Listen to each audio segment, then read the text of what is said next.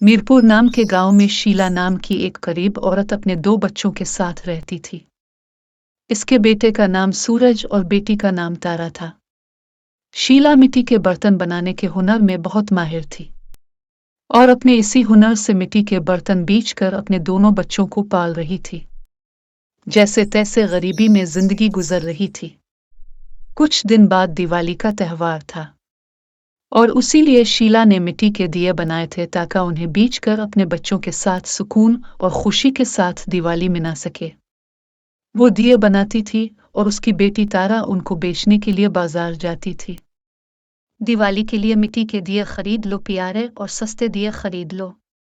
एक बार देख लो कि कितने सुंदर दिए हैं। सबसे सस्ते दिए खरीद लो, अच्छे सस्ते दिए खरीद लो। तारा दिए बेचने के लिए आवाजें लगाई जा रही थी कि तभी एक आदमी इसके सामने आकर खड़ा हो जाता है और कहता है, ए लड़की, मेरी दुकान के सामने दिए बेचना बंद कर। मैं बिल्कुल भी ये सब बर्दाश्त नहीं कर सकता। चल भाग यहाँ से। न जाने कहाँ कहाँ से आ जाते हैं ये लोग।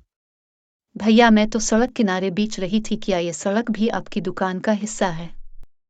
तेरी इतनी हिम्मत के तो मुझे जवाब दे, गरीब कहीं की। तुझे अभी बोलना सिखाता हूँ। ये कहकर दुकान का मालिक तारा के सारे दिए सड़क के एक तरफ फेंक देता है और उसके सारे दिए टूट फूट कर उधर उधर बिखर जाते हैं। तारा रोते हुए दिए उठाती है और कहती है, किसी गरीब पर इस तरह जुल्म नहीं करना चाहिए भैया। याद रखना, पर खुदा सब देख रहा है।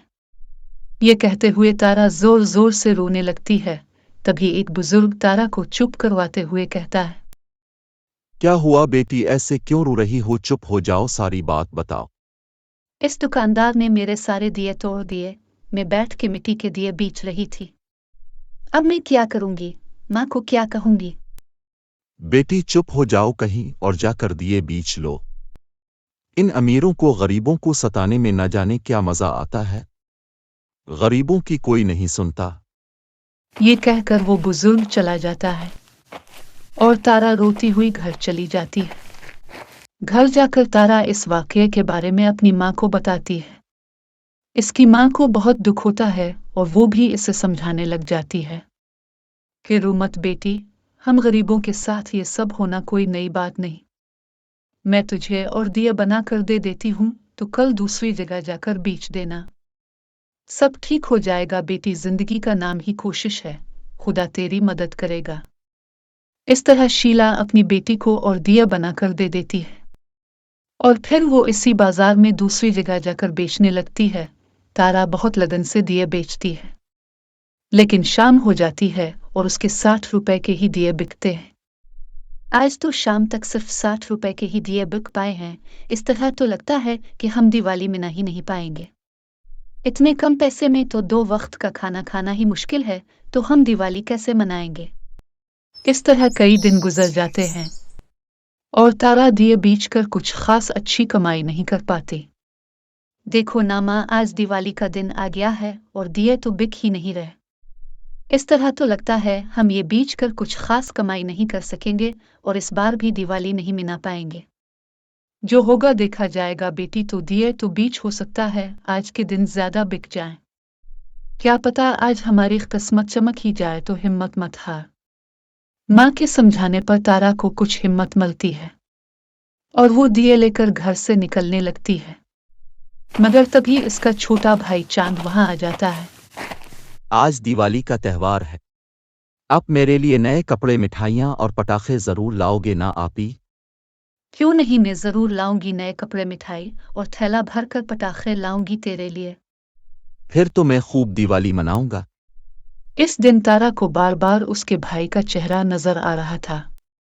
चांद की ख्वाहिश पूरी करने के लिए दिए बेचने में तारा कुछ ज्यादा ही हिम्मत दिखाती है। वो लोगों को जोर जोर से आवाजें देकर बुलाने लगती है।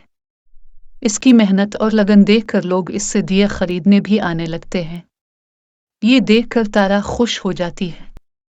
आज तो कुछ अच्छी कमाई हो रही है। हो सकता है मेरे गरीब भाई की ख्वाहिश पूरी हो जाए और आज हम दिवाली मना सके। तारा पूरी मेहनत और लगन से आवाजें लगाई जा रही होती है कि तभी वहां एक अनोखा वाकया घट जाता है। अचानक एक छोटी सी लड़की सड़क के बीचों बीच आ जाती है। और सामने से एक फुल स्पीड कार आ रही होती है।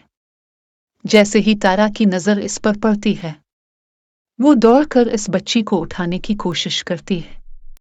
इस कोशिश में बच्ची तो बच जाती है, मगर तारा कार की जद में आ जाती है और फिर लोग कार वाले को घेर कर खड़े हो जाते हैं। भाई ये तो इस छोटी सी बच्ची के अचानक सड़क पर आ जाने की वजह से हुआ है, इसमें मेरा कोई कसूर नहीं। मैंने तो बचाने की पूरी कोशिश की थी। हाँ ये तो हम जानते हैं, पर उसे चोट तो तुम्हारी वजह से लगी है ना। अब इसका इलाज तो तुम्हें ही कराना पड़ेगा ना। हाँ हाँ, मुझसे जो होगा मैं जरूर करूंगा। ये बातें हो ही रही थी कि तभी वो छोटी बच्ची, जिसकी जान बचाते हुए तारा जख्मी हुई थी, इसके माँ बाप भी वहां आ जाते हैं। उन्हें देखते ही सड़क पर जमा लोग उन्हें भी सुनाने लगते हैं। आप एक कैसे माँ बाप हैं? देखिए आपकी लापरवाही की वजह से इस गरीब लड़की के कितने गहरी चोट आई है। मिट्टी के दिए बीच रही थी बेचारी गरीब, तुम्हारी बेटी को बचाते हुए जख्मी हो गई। उसका इलाज का जिम्मा तो आपका भी बनता है। इस छोटी बच्ची का बाप कोई और नहीं बल्कि वही अमीर घुमंडी दुकानदार था, जिसने 4 दिन पहले तारा के दिए तोड़ दिए थे और उस पर अपनी अमीरी का रोब झाड़ते हुए अपनी दुकान के सामने से तारा को भगा दिया था। इसीलिए सड़क पर बेहोश पड़ी तारा को देखकर उसने पहचान लिया था। अरे ये तो वही दिए बेचने वाली गरीब लड़की है। क्या आप उसे जानते हैं? नहीं जानता तो नहीं, पर पहचानता जरूर हूं। उसने हमारी बेटी की जान बचाई है, तो जल्दी से इसे हॉस्पिटल लेके चलिए, इसे कुछ नहीं होना चाहिए। शीना के एक बार कहने पर दुकानदार का मालिक एक भी लम्हा ज़ाय किए बगैर तारा को जल्दी से हॉस्पिटल लेकर आता है। तारा के सड़क से हटते ही कार वाला अपने कार को लेकर निकल जाता है और फिर भीड़ भी वहां से गायब हो जाती है। उधर हॉस्पिटल का डॉक्टर इन लोगों को बताता है, देखिए फिक्र करने की कोई बात नहीं, लड़की को इतनी गहरी चोट नहीं आई। लड़की जल्द होश में आ जाएगी और आप उसे घर ले जाएं। हाँ, ये तो बहुत अच्छी बात है। फिर कुछ देर बाद जब तारा को होश आता है, फिर हाशिम और शीना इसे पूरी बात बताते हैं और साथ ही हाशिम अपनी 4 दिन पहले किए जाने वाली बदतमीजी की तारा से मुआफी भी मांगता है। बेटी मुझे मुआफ कर देना, इस दिन मेरी वजह से तुम्हारा बहुत नुकसान हुआ और मैंने तुम्हें बना बात के दुख पहुंचाया। बेटी हम तेरे बहुत शुक्रगुजार रहेंगे, तुमने हम पर एहसान किया है। मैंने तो सिर्फ अपना फर्ज निभाया है। आंटी, अब मुझे घर जाना है, कि आप मुझे मेरे घर छोड़ सकती हैं।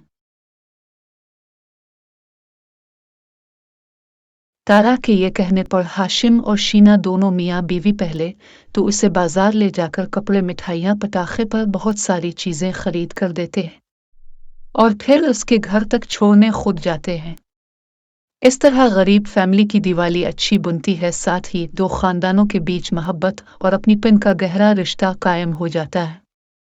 तो मेरे प्यारे दोस्तों, अगर आपको ये कहानी पसंद आई तो और मज़ीद ऐसी कहानियाँ सुनने के लिए मेरे चैनल को लाइक और सब्सक्राइब कर दें और इस कहानी को दूसरों के साथ भी शेयर कर दें। तब तक के लिए अपना ख्याल रखें। Bye bye. शुक्रिया दोस्तों।